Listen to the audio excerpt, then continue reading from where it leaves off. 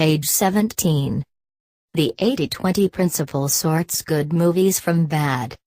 One of the most dramatic examples of the 80-20 principle at work is with movies. Two economists 14 have just made a study of the revenues and lifespans of 300 movies released over an 18-month period. They found that 4 movies, just 1.3% of the total, earned 80% of box office revenues. The other 296 movies, or 98.7%, earned only 20% of the gross.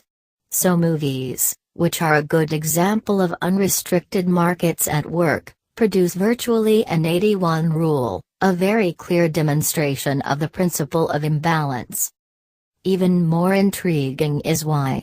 It transpires that moviegoers behave just like gas particles in random motion. As identified by chaos theory, gas particles, ping-pong balls or moviegoers all behave at random, but produce a predictably unbalanced result. Word of mouth, from reviews and the first audiences, determines whether the second set of audiences will be large or small, which determines the next set, and so on. Movies like Independence Day or Mission Impossible continue to play to packed houses, while other star-studded and expensive movies, like Waterworld or Daylight, very quickly play to smaller and smaller houses, and then none at all. This is the 80-20 principle working with a vengeance. A guide to this guidebook. Chapter 2 explains how you can put the 80-20 principle into practice and explores the distinction between 80-20 analysis and 80-20 thinking, both of which are useful methods derived from the 80-20 principle. 80-20 analysis is a systematic, quantitative method of comparing causes and effects. 80-20 thinking is a broader, less precise and more intuitive procedure, comprising the mental models and habits that enable us to hypothesize what are the important causes of anything important in our lives, to identify these causes, and to make sharp improvements in our position by redeploying our resources accordingly. Part 2, Corporate Success Needn't Be a Mystery, summarizes the most powerful business uses of the 80-20 principle. These uses have been tried and tested and found to be of immense value, yet remain curiously unexploited by most of the business community. There is little in my summary that is original, but anyone seeking major profit improvement, whether for a small or large business, should find this a very useful primer and the first ever to appear in a book. Part 3, Work Less, Earn and Enjoy More, shows how the 80-20 principle can be used to raise the level at which you are operating in both your work and personal life. This is a pioneering attempt to apply the 80-20 principle on a novel canvas, and the attempt, although I am sure it is imperfect and incomplete in many ways, does lead to some surprising insights. For example, 80% of the typical person's happiness or achievement in life occurs in a small proportion of that life. The peaks of great personal value can usually be greatly expanded. The common view is that we are short of time. My application of the 80-20 principle suggests the reverse, that we are actually awash with time and profligate in its abuse. Part 4, Crescendo, Progress Regained, draws the themes together and positions the 80-20 principle as the greatest secret engine of progress available to us all. It hints at the uses that could be made of the 80-20 principle for the public good as well as for corporate wealth creation and personal advancement. Why the 80-20 principle brings good news. I want to end this introduction on a personal rather than a procedural note.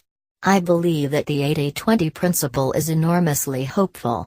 Certainly, the principle brings home what may be evident anyway, that there is a tragic amount of waste everywhere, in the way that nature operates, in business, in society and in our own lives. If the typical pattern is for 80% of results to come from 20% of inputs, it is necessarily typical too that 80%, the great majority, of inputs are having only a marginal, 20%, impact. The paradox is that such waste can be wonderful news, if we can use the 80-20 principle creatively, not just to identify and castigate low productivity but to do something positive about it. There is enormous scope for improvement, by rearranging and redirecting both nature and our own lives. Improving on nature, refusing to accept the status quo, is the root of all progress, evolutionary, scientific, social and personal. George Bernard Shaw put it well, the reasonable man adapts himself to the world. The unreasonable one persists in trying to adapt the world to himself. Therefore all progress depends on the unreasonable man. The implication of the 80-20 principle is that output can be not just increased but multiplied, if we can make the low productivity inputs nearly as productive as the high productivity inputs.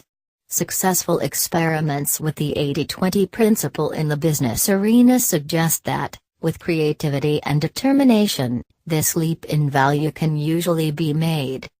There are two routes to achieving this. One is to reallocate the resources from unproductive to productive uses, the secret of all entrepreneurs down the ages. Find a round hole for a round peg, a square hole for a square peg, and a perfect fit for any shape in between. Experience suggests that every resource has its ideal arena, where the resource can be tens or hundreds of times more effective than in most other arenas. The other route to progress, the method of scientists, doctors, preachers, computer systems designers, educationalists and trainers, is to find ways to make the unproductive resources more effective, even in their existing applications, to make the weak resources behave as though they were their more productive cousins, to mimic, if necessary by intricate rote learning procedures, the highly productive resources. The few things that work fantastically well should be identified, cultivated, nurtured and multiplied.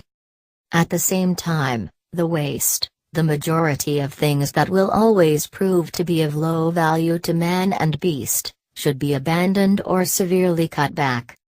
As I have been writing this book and observed thousands of examples of the 80-20 principle, I have had my faith reinforced, faith in progress, in great leaps forward, and in mankind's ability, individually and collectively, to improve the hand that nature has dealt. Joseph Ford comments, God plays dice with the universe. But they're loaded dice. And the main objective is to find out by what rules they were loaded and how we can use them for our own ends.